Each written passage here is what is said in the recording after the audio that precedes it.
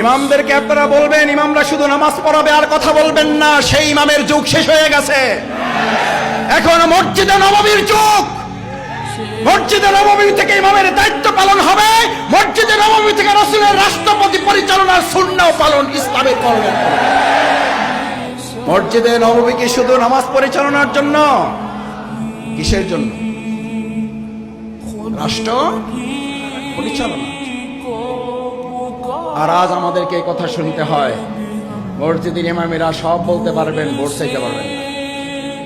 মসজিদের ইমামেরা বরং ভোট কাকে দেওয়া যাবে আর কাকে দেওয়া যাবে না এই দেশের মানুষকে সচেতন করার দায়িত্ব ইমামগণ পালন করবেন। আমরা বলছি পরিষ্কার কথা, ভালো করে শোনেন, আমরা কারো শত্রু নই।